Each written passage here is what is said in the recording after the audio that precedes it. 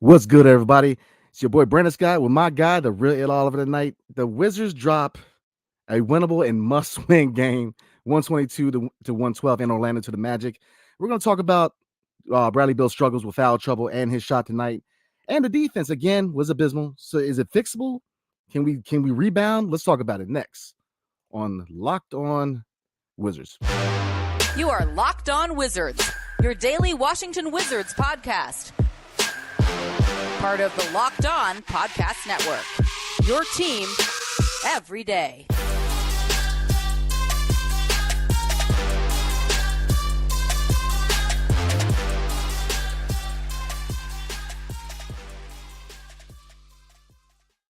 So again, it's your boy Brandon Scott again with my guy, the real Ed Oliver. Thank you for making Locked On Wizards your first listen every day. We are free and available wherever you get your podcasts and on YouTube. Part of the Locked On Podcast Network, your team every single day. And today's episode is brought to you by Ultimate Basketball GM.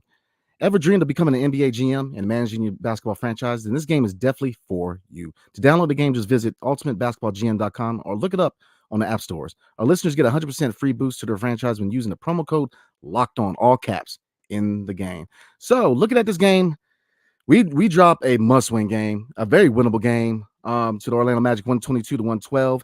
So looking at Bradley Beal and his struggles, he foul trouble tonight. His shot wasn't dropping, shooting 4 for 15, 0 for 4 from the three. Was that the factor, or was the defense what lost the game, considering they gave up 53.8% from the field and 44.4 from three? Yeah, it's a good question. It's a combination of things, but your number one guy, he has to step up. He has to show up in a must-win game, like you said. This is a huge game for them to make that play-in push, and you got to go in there. Kristaps, he went out there and dropped 30, and Brad, he's a guy that you're getting paid 35% of the salary cap. You got to go out there and do the same thing. You got to put up 20, 25 points. You cannot go out there and drop, with 15, 16 points. And he missed some crucial free throws down the stretch as well. He went 8 for 10 from the line, which is good, but when we needed those free throws down the stretch, he missed them. Markelle Fultz went at him. They knew he had his fifth foul. He had his fifth foul in the third quarter or something like that. It was just crazy, like how quickly he got into foul trouble. And then, they posted him up, and then Wes Unseld challenged the foul. But, of course, we're in Orlando. They're in Orlando. They're not going to get that call. So I knew they were going to keep it as a foul. I think Brad knew it too. You can see on the camera, he was kind of smiling and grinning or whatever. He knew they were going to call a foul. He knew that. So, yeah, in a big game like this, your big-time players have to step up in these big moments, in these clutch moments. And he laid an egg, 4 for 15, 0 for 4 from the field, 8 for 10 from the free throw line. So he just struggled tonight. Your best player just has to show up in these moments, and he did not. Defensively, Gary Harris hit 4 or 5 threes tonight. There was no result. He had 6 threes, 6 for 9 from the three, 7 for 10 from the field.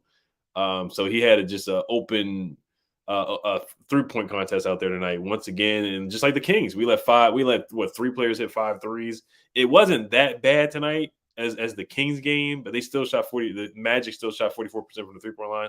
So the defense wasn't good at all. Cole Anthony went off 7 for 14 from the field, him off the bench. Mo Wagner, the former Wizard, did pump fakes and was dunking on the Wizards as well. So the defense was non-existent. Paolo Banchero, 18 points, 8 assists, 9 boards. Franz Wagner, 20 points, 6 assists, 4 boards. They had 7 guys. The Magic had 7 guys in double figures. Markelle Fultz was 17, Wendell Carter was 14. So the Magic, they did whatever they felt like doing, honestly. They had no resistance against the Wizards. Of course, the Wizards tried to play zone. That didn't work. They got rebounded tonight as well. And the Magic just looked like the team with more urgency. The Magic looked like the team that wanted to make the play-in, or they looked like the team that wanted to make the playoffs. And the Wizards did not show up tonight. They got outplayed, out-toughed, out-hustled tonight. And their best player didn't show up. And the Magic's better players, they showed up tonight. Kristaps, he gave some effort with 30 points. Denny had a double-double. We'll probably talk about him separately later. Just to give some Wizards guys a little bit of props. Porzingis played hard with 30 points, and Denny had a double-double. It was one of his better nights tonight. Yeah, I agree, man. The fact that KP dropped 30 and shot 12 from 22 from the field, so he was proficient. He used his size to his advantage. They had some short guys trying to guard him tonight. He used that height advantage. And again, Denny stepped up off the bench, and really he was the only one off the bench. But man, you hit the nail on the head. When you get paid $250 million, you got to be that guy. You've got to be that guy. That money and the stuff that comes with that money gives a certain expectations, right? When you get paid that amount of money, especially a no trade clause, which not a lot of guys have or have had in this league, and the trade kicker, that's telling me that you have the ability to put the team on your back. And I don't see that from Bradley Beal. I like Bradley Beal. I like his game, but really on a contender, he's a second, maybe third option. They're trying to make him the guy, and he just has not shown the ability to carry teams. You look at the type of guys who can, and especially within the realm of the Eastern Conference. Donovan Mitchell is a guy who has shown that he can put a team on his back. Joel Embiid is a guy who has shown he could put a team on his back. Giannis can put a team on his back. Jason Tatum, you don't see that with our guy. And 16 points, 4 for 15 from the field, and foul trouble. This was a really bad game for him. But look, hey, KP 20, 30 points. I thought Monte Morris had a pretty good game, 14 points, 8 assists. Kispert kind of underwhelming, but Gaff showed some energy in the first half. 12 points, 3 rebounds, and again, Denny, man, proficiency. 5 for 6, 3 from 4 from 3. I'm just saying, look, say it again, 3 from 4 from 3. So his 3-point shot, he's starting to really get into the mode of getting, more confidence in that shot. But look at the rest of the bench. Goodwin 7 points, DeLon 2 points, 2 points from Johnny Davis, 3 points from none. So again, this bench, we can't find another guy to help score off this bench, and this is really the big detriment to this team. This bench, we need more production from this bench, man. We can't. One guy cannot carry the load for the bench, and it shows because once we make these rotations, teams know that this bench is weak. And they're attacking the bench. Orlando, they wanted this game more. They wanted this game more. And I'm gonna tell you what, I mean, we were talking about it. This is a nice young team. You got to watch out for them in the next 3 years in this division in the Eastern Conference because they got a lot of nice talent. Paolo, man, he's going to be Rookie of the Year. And to me, I was one of the few people everybody thought it was going to be Jabari Smith, but I thought he should have been first round pick because just his skill set. But we did just wanted it more. And again, this is a game that most of us thought that we were going to win. I mean, they're 2 games behind us, and and it's just how did we lose this game? Just defense. We are so bad defensively. E. Like we're terrible, man. We can. You said it early in the year. We cannot guard a parked car, man. We can't. I mean, it's abysmal. I mean, how do you let it? How do you let a team shoot more than half make more than half their shots? 44% from 3. It's just, man, against Orlando of all people. Look, tomorrow night, and we're going to talk a little bit about tomorrow night's matchup against Denver, but I'm just saying, man. Look, tomorrow night's going to be something else. I can't say what we need to improve because the issues that they had tonight and just throughout this whole season, it's the same issues. Defense. The MO behind Wes Unseld's system was defense, and the defense is not much better and probably worse than Scott Brooks. I mean, it's not a good defense. There's no effort. There's no intensity. Nobody cares. And it's just, we're not caring now. I don't see how much more Kuz and KP going to care to stay. Like, if you're not caring now, then what's the incentive to stay? You got to care, man. It's really hard with 10 games left watching your team quit. And that's what we're saying. They're quitting. They don't care that the effort's not there. And I think their season in their mind is over. Most of them are probably already thinking about vacation, man. So again, it's an abysmal defensive night again. And unfortunately, this is probably the MO for this team going forward. So yeah, 1, 2, 3 Cancun. They're clearly thinking about Cancun. Kyle Kuzma, they said his ankle injury is pretty significant. As you can see, even though he put up 30 points against the Kings, you can see he was limping and hobbling around. They probably will shut him. I'm not certain, but it probably would be wise to shut him down for the rest of the season, to be honest with you. This team is going nowhere fast. I think the 2 losses to the Hawks was the nail in the coffin, just the body language since then. And when Kuzma made his comments about Bradley Beal taking the clutch shots and then talking about that his teammates, they all complained to the refs too much and that they're not a big 3. They don't have an all-star on the team. Nobody made an all-star team. And what he said was true. And ever since then, they just look like the air has went out of the balloon. The air has gone out of Capital One Arena, and they're ready to go home. They're ready to go on vacation. They're ready to go to Cancun or wherever tropical island that they would go to. They need to go on vacation, practice some jump shots, man.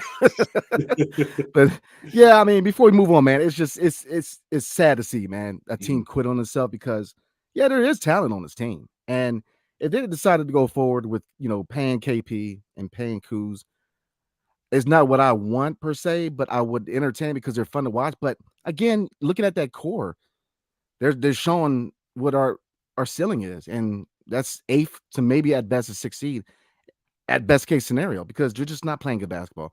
And I was talking to a few people on Twitter, man, and a lot of them were just wondering, like, how is it that a team with three guys who can score 20 plus, how do we struggle like that? It's because especially looking forward, we're not gonna be able to pay all three with an extension. It's just is not adding up, and it's just sad, man. Because to me, the season's over, man. It's over, and it's just I feel like we had a lot of promise this season, but it's just another season where we had a lot of promise and it ends up the wrong way. So I'm very interested to see what they do going forward. And really, I mean, I challenge this team to show some heart the last 10 games. Why not? You have nothing else to lose. And I'm with you. I think Kuz is going to be shut down, or he should be shut down because I'm not going to ask a guy to break his body down for a playing spot. I'm just not. I don't think. I don't. Unless Ted Leonsis goes in there with his chain and tries to do this big speech in the locker room, try to rally the troops. I don't see it, but I think it's done, man. I think if there's ever a last straw, this is it. Orlando should have been a must-win game. Should have been, and so defense. If I could boil down one thing that really defined this season was the lack of defense. You can look at rebounding, you look at turnovers, you can look at other different factors, but defense was that factor this season that really stopped this team from really fulfilling its potential. So before we roll, man, you got anything else for the game? No, that's it, man. That is it. Cool, man. So we're going to talk about a little bit about tomorrow night's game against the Denver Nuggets, the number one seed in the West. But before we move on, tonight's episode is brought to you by the Ultimate Pro Basketball GM. I'm really geeked out by our new partner and sponsor of today's episode, the mobile game Ultimate Pro Basketball GM. Ever dreamed of becoming an NBA GM? I did. And managing your basketball franchise? Yes, sir. So, well, your dream can come true, and this game is definitely for you. Manage every strategic aspect of your game or your team. Play through the season and lead your team to glory. You're responsible for hiring the right coaches and assistants, trading and training players, making draft picks, navigating your franchise through free agency and the draft, and all the ups and downs of a season. All this in a challenging and realistic game world. Ultimate Pro Basketball GM is completely free and playable online. Play on the go as you want and when you want to. So I'm a big fan of this game, man. I'm somebody who one of my dream jobs was a GM of the pro team. So this game is really fun. So Locked On Wizards listeners get 100% free boost to their franchise when you use the promo code Locked On in the game store. So make sure to check it out. To download the game, just visit probasketballgm.com, scan the code, look it up on the app stores. That's probasketballgm.com. Ultimate Basketball GM, start your dynasty today. So before we get into comments, we're gonna do a preview real quick of the Denver Nuggets game tomorrow night. Oh, hey, and no, you're good, man. We're gonna do a brief preview of the Denver Nuggets game tomorrow night, and then we're gonna do some comments, and then we're gonna roll out tonight. So tomorrow night, we have the Denver Nuggets, which, as we stand right now, are the number one seed in the Western Conference. So, looking at this depth chart for Denver, man, this is a beast that we got to try to conquer. Jamal Murray, you got KCP, former Wizard from last year, coming home. Michael Porter Jr., shooter. Aaron Gordon, athletic at 4. And Jokic, who's probably going to win another MVP. So what are your 3 keys of victory for tomorrow night if we have any kind of chance to beat this team? Yeah, I'm going to be honest with you. I don't have any. This team, they're not playing like they deserve keys to victory, honestly. They're playing like they're keys to get the best lottery odds, to be honest with you. Keys to vacation, like we said earlier as well. But, realistically, what they can do, the last time they played the Nuggets, they gave up 100 points in the paint. It was like a record that they set. And I know a lot of guys were out, so I don't want to give injury excuses, but Jokic, he's an MVP level candidate. I would just say defend the 3-point line. Michael Porter Jr. can knock down threes. Jamal Murray can knock down threes. KCP, the former Wizard, he can knock down threes. West is going to play zone. I know that's going to happen, but you got to get back on defense. Jokic is going to get the board. He's going to try to, throw it out there to, Jamal Murray and Michael Porter on fast breaks and whatnot. Aaron Gordon as well as super athletic as well. So I don't have any keys, honestly, but Brad's got to step up, man. That's one thing I'll say. Brad's got to step up. He's got to redeem himself tomorrow night. and he cannot have back-to-back games where he lays an egg. You're going to have to step up and play hard, and you're just going to have to do what you're supposed to do. He's known as a scorer. He's going to have to put up 30. That's what you got to do when you're that guy and you're supposed to be the number one guy on the team. That's just what you got to do. That's just what you got to do. Jokic, I wouldn't double him. I maybe show a double and then back off. But I know Wes, he's probably gonna try to double Jokic, and Jokic is gonna find wide open shooters, and they're probably gonna hit at least 10 to 15 threes tomorrow night. So that's what I foresee happening. So I just don't have any keys to victory, honestly. I don't. Yeah. I'm with you, man. If I had to say one thing, show some pride, man. Yeah, there you go. Yeah. Play hard. Play hard. I mean, really play the hardest you can these last 10. I mean, show some pride. I mean, just it's tough to watch a team quit on itself. Like I said earlier, it's tough to watch a team totally quit on itself. And Orlando should have been a win. I mean, their real aspirations of trying to find another top 5, the top 10 pick. I mean, they're just playing spoiler at this point, but some pride because you said it. Look, they got a roster full of shooters, man. And I know KCP coming back with blood in the water a little bit, man. I'm telling you, look, I'm with you. I wouldn't double team Jokic, man, because Michael Porter Jr., the name of his game is shooting behind the arc. If you look at, I mean, Jokic can shoot. People forget Jokic. I mean, he's got an all-around game. KCP is a 3-and-D guy. Jamal Murray's not so much of, he's not a big-time three-point shooter, but he's got the capability, more of a playmaker. But, Aaron Gordon, people sleep on his capabilities in his offensive repertoire. So this team can easily come in here and blow us out the frame in Capital One, man. Easy. If we show up at home, and I hate to say this, but I'll put money that you're going to hear Jokic MVP chance tomorrow. I'll put money on it because that's just been the MO all year, man. You're going to hear chance. I don't have much of a good feeling for this game, man. They are number one in the West for a reason. They're rolling. They're playing good basketball. And quite frankly, I'd like to see them in the NBA Finals against Milwaukee or Boston because I think it'd be, I'm tired of seeing the same team. So I like to see Denver and Boston or Milwaukee. But yeah, if I'd say anything, it would be just show some heart, man. Just show some heart. Really show some pride, because that's really all we got at this time. It's it. So we're gonna go ahead and before we move on to comments, my man E has an ad tonight. Yes, sir. Today's episode is brought to you by FanDuel. The NCAA tournament is heating up, and now is the perfect time to download FanDuel, America's #1 sportsbook, because new customers get a no-sweat first bet up to $1,000. That's bonus bets back if your first bet doesn't win. Just download the FanDuel Sportsbook app. It's safe, secure, and super easy to use. Then you can bet on everything from the money line to point scores and threes drained. Tonight, I'm looking at the board right now. Every time I announce my picks for the night, I don't usually get them.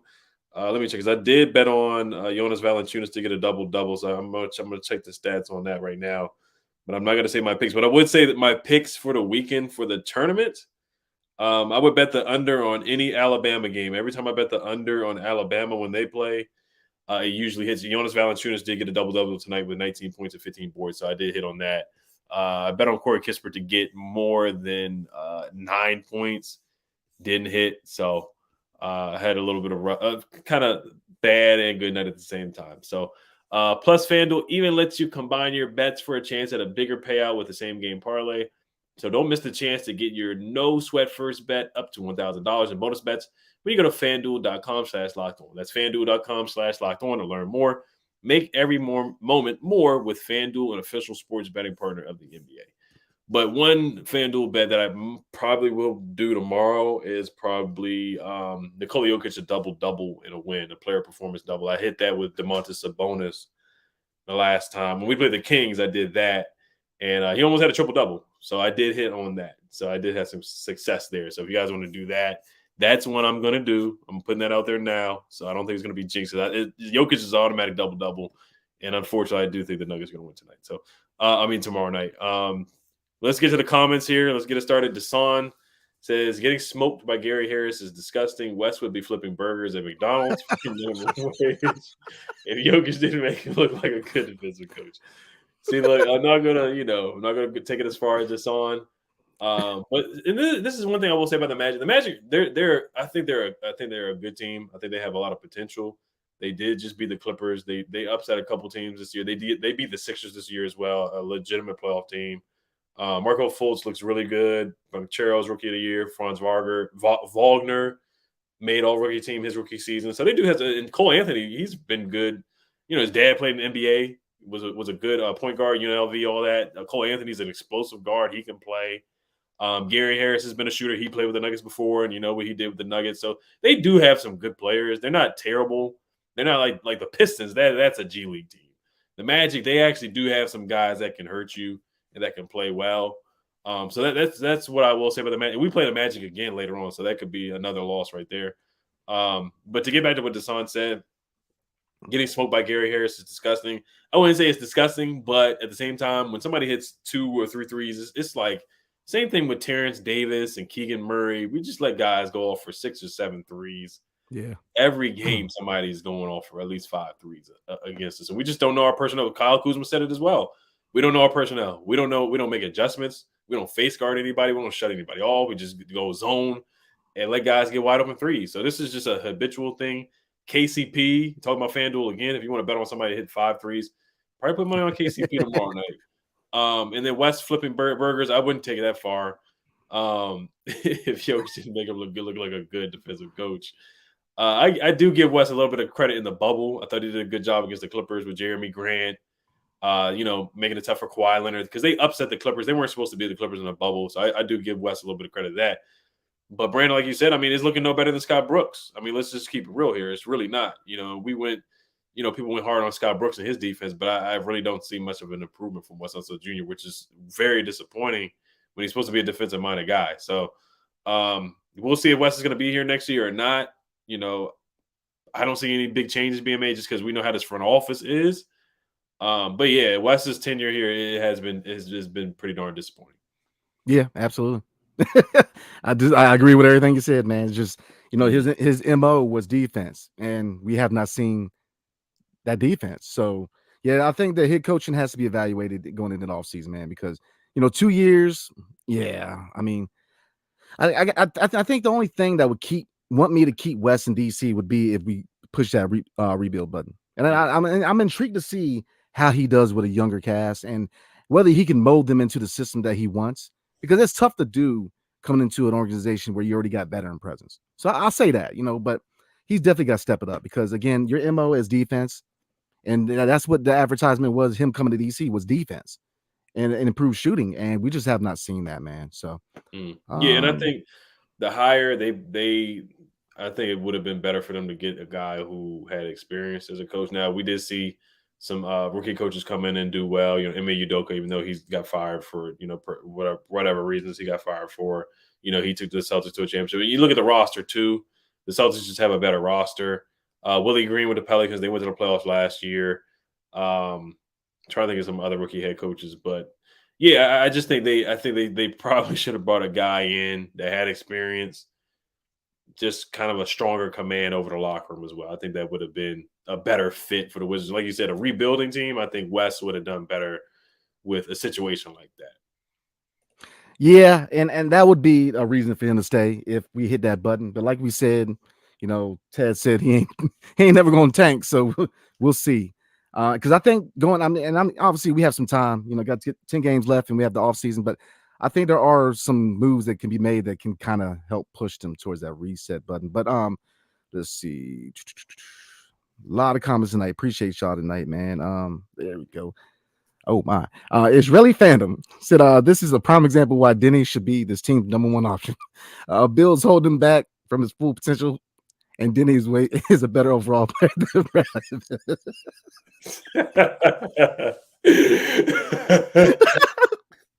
Come on, man. All right, go ahead. Israeli fandom and Denny supporters, we love you guys. We thank you guys for watching from Israel, but it's stuff like this, guys, that it's just, it can be a little bit much, guys. It really can. Because first it was Rui, then it was Kuz, and then now people are saying it's Bill. Now Denny supporters are saying it's Bill. The only person holding back Denny, it really is Denny. And this is from Sheldon T. He says, Israeli fandom stop. The only thing holding Denny back is Denny in the basket. And I I agree with some of that from what Sheldon said. Now, Denny played well tonight. It's about time. The broadcast, they were saying that he's had a horrific month shooting the ball, like 34% from the field, 25% from the three. Denny's been struggling. We've seen Denny hit so many walls, and he puts his head down, complains to the refs. When he goes and he slumps and he puts his head down, and he just doesn't recover from that. But I'm happy with the way he played tonight. He had a double-double. He's been rebounding the ball well, but offensively, man, he's got a long way to go. Layups, he's starting to improve with that. Dribbling with his left hand is still a weakness for him. Finishing around the rim is still a weakness for him. Shooting the three is still a weakness for him. He's regressed shooting the three, which has been pretty disappointing. Working out with Drew Hanlen, it's like, okay, you should be improving, but he went from 31% down to 29% from three this year. So it's like, how do you get worse? It just doesn't make a lot of sense to me. But yeah, so I to say Bill's holding them back is ridiculous. And then Tommy Shepard saying that we traded Rui so Denny could get more minutes. You see how that's worked out? It hasn't worked out well at all. So I just don't want to hear the blaming other people why somebody else is not succeeding. Don't blame somebody else because Denny can't hit a wide open three or he's struggling from the three. I don't want to hear that. I really don't. Yeah, I'm with you, E. I'll say this: Denny has potential. He does. He's not a scrub. He's far from it. He has a lot of potential. But like you said it perfectly. I see a lot of comments in here. You guys said it perfectly. The only person holding Denny back is Denny. He's got the opportunity now, especially with Rui not being here. He has more minutes, more responsibility. He's just got to improve his offseason. He's got to work on that 3-point shot. He's got to work on finishing on through contact, stuff like that. But I don't think he's lost. I think he's got time to really develop. And really, I think his career would have been better with a team that could spend that time developing him. It's tough to come in as a rookie and go right into a rotation and, having expectations right away. And it's just, so I do like Denny. And look, you guys are awesome from Israel, man. You're awesome, man. But, I wouldn't say Brad's holding back. He's just got to find more consistency. I feel like I've said the word consistency more than any other word this year, but he just needs consistency. I do like his game, but really it behooves Denny going into next season because next season is a contract year, man. So, it really behooves him to work on his game. But no, I like Denny, man. He's gonna do good, man. So, but yeah, I need that laugh, man. Yeah, no, that was a good one. It was a good, the comedy show, almost a comedy show right there. But yeah, and Kuz was out tonight, so that gave Denny more opportunities to shoot the ball and be more aggressive. But whether Kuz is there or not, or Rui is there or not, or Brad is there or not, it's on him, man. It's on him. So this is what, year 3, year 4. Yep. And like you said, it's a contract year coming up. Typically Wizards guys, they don't get second contracts. Look at Rui, he got traded. Look at Troy Brown, he got traded. Look at Kelly Oubre, he got traded. So is Denny the next one to be traded? And what is it going to be for? Is it going to be another Kendrick Nunn type of trade that we get back in return? Or it probably will be less, to be honest, than what we got for Rui. It probably will be. I mean, I'd be surprised if it wasn't a half smoke and probably a Metro pass, man. But we're gonna do a couple more comments tonight, guys. Definitely appreciate everybody else. Steven says, "What is Wes Unseld Jr.'s MO? Recently, he's been giving the ball to Bill and moving away. It's been the worst month of the season. Wes is delusional. Is this the result of our attempt to win? I will say this. I agree with a little bit what you said. His MO was supposed to be defense. It hasn't been. You can see how Bill has a lot of leeway in his offense. And really with his organization has really given him the keys to the palace. And, even with the offense, he has the keys. And, Kyle Kuzma said it himself. And, there's not a lot of plays being ran for other players. It's really his offense. And so I think going forward, my recommendation to this team is we got to find a way to bring everybody else into the fold, man. We really got to, it can't be Bill or bust, especially if you want to retain Kuz and KP, you've got to bring them into the offense a little bit. And it shows, man, that when the offense runs through Kuz and KP, is just a better offense. It's better run. It's more fluid. So, Bradley Beal, for him to be successful in the nation's cap, if he indeed stays long-term, will be to go back to being that scorer and let Kuz or KP or whoever the starting point guard going forward next year, let them have the keys to the offense and go back to being that scorer that we know you are. So, Yeah, what is Wes's MO? I really don't know. His identity at all. D's in the building. Shout out to D. He says, "If I speak on this team, I'll be in trouble." What's going on, D? How you doing, man? Yes. It's been a heck of a year, man. It's been a roller coaster year, that's for sure. Yeah, Let's, it has been. so let's knock out one more comment. Let's see. Oh, the sign again. We need a vent podcast soon, Brandon and E, please. This team's so hard to watch. I think I'd rather watch a Johnny Davis commercial than this team. Well, I'd pump the brakes a little bit, man. Those commercials are a little hard to watch, man. But Johnny, I tell you what, man. I'll tell you what, man. Johnny, with some minutes, man, I think he can. I'm starting to see a little bit of his potential, man, as far as him driving the lane is a lot better. His shot is still a work in progress, especially with confidence. But look at his shots, man. I mean, he went only one tonight. There's a couple of shots, especially from Brad, man, that didn't even hit the rim. So the shooting's been an issue lately for this team, man. But it's just consistency, man. We have not found consistency, and it came to bite us. No adjustments, not working on his weaknesses, and a lot of that goes to West, man. You got to be that voice in the locker room. You got to make those adjustments, and until then, this is just what we're going to be. So. You got anything, Gazzy? Johnny, he made a layup tonight, and then he missed a three really badly. It hit the backboard. So he's just got to play. He's got to get the jitters out. He's got to get the nervousness out of his system, get his confidence up. I mean, the commercial, you can tell he's just he's got to loosen up. He's got to loosen up, get the confidence up. He's been playing better in the G League. I like what he did in the Pistons game. He had 10 points, but once again, the Pistons team really was a G League team. So I just want to see more. I want to see more from him, and they just got to get more playing time. And then speaking of the G League, Chris Dunn had a double-double last night. He had 18 points and 10 boards for the Jazz. And I'm not saying that, I wanted Chris Dunn to play for the team. This is a whole nother topic. I wanted them to call him up, just like Quentin Jackson. I want them to call Quentin Jackson up. I want Quentin Jackson to really play 30 minutes. I want Jordan Goodwin to play there. I want all these young guys to play really, 25 to 30 minutes, not just 10 minutes here, 10 minutes there. I want these young guys to get in there and play, especially if Brad's going to play like this and score 16 points. Then you might as well go ahead and call up some of these guys and let these young guys play.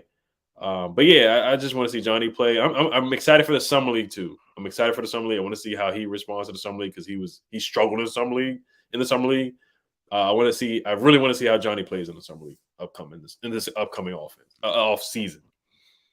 Yeah, before we roll, I'm gonna say this, man. I think they should bring up Quentin Jackson. I don't know why they're holding him back in the go-go. Look, he's lighting it up for the go-go right now. So, as far as that void of a score off the bench, I think Quentin Jackson can come in with significant minutes, like 25 minutes. He can bring some scoring to this bench. Because tonight we played on the bench. We played three guards. We played Goodwin, DeLon, and Johnny Davis is a guard. So, we got to get another wing in there to really get some more minutes and scoring off the bench. So, yeah, before we roll, man, you good, man? Robbie Bean says, he basically reiterated what you have said throughout the whole season. The owner who only cares about hockey, the GM who is trash. This is a long conversation that can definitely be had about Ted and how he handles other sports and other teams that he owns or the other teams, the Capitals. So it starts from the top. It is the ownership, and he doesn't want to rebuild and he wants to stay at this middle build. He decided to go with Bradley Beal as the face of the franchise, and this is where it's gotten us. The years that we've had with Brad, the best year that we had with Brad really as the leader was the Russell Westbrook year, and we got gentlemen swept 4-1. And you could really say that Russell Westbrook was the alpha on the team. He was really the vocal leader on the team that year. So I think it just ran its course. I like Brad a lot. I think he's a good guy. But I think you just have to explore different options. You just have to. And Ted Leon says, I think he's a nice person, but he has, running a basketball team, it hasn't been good at all. It just hasn't been good at all. Tommy Shepard, too, struggling with drafting. But like I said, this is just it's a long conversation that could definitely be had another time. Oh, and I'm sure we're going to have this conversation many times going into all season. So definitely appreciate y'all tonight, man. We're going to go ahead and call it a night. Definitely appreciate all the comments y'all sticking with us, man. We're gonna get through this season. So thank you for making Locked On Wizards your first listen today. And make a second listen game to game in the NBA every moment, every top performance, every result. Locked On Game to Game covers every game from across the NBA with local analysis that only Locked On can deliver. Follow Game to Game on Locked On NBA, available on Odyssey app, YouTube, and wherever you get your podcast. And I know I was looking at the comments too. We are close to 3,000 subscribers, y'all. So definitely like, subscribe, comment below, hit the notification button when dope videos like this one come out. Holla at me and my dude, the Real Ed Oliver, on Twitter and Instagram on game days and off days alike, especially with the off season. We're gonna chop it up in the off season, man. So wherever you get your podcast, definitely a 5-star review is much appreciated. So again, appreciate y'all tonight, man. Tomorrow night, 7 o'clock, we have the Denver Nuggets and Capital One. So let's try to get some heart in these guys, man, and try to shock the NBA tomorrow. So again, appreciate y'all tonight, man. Hail to the Wizards and peace.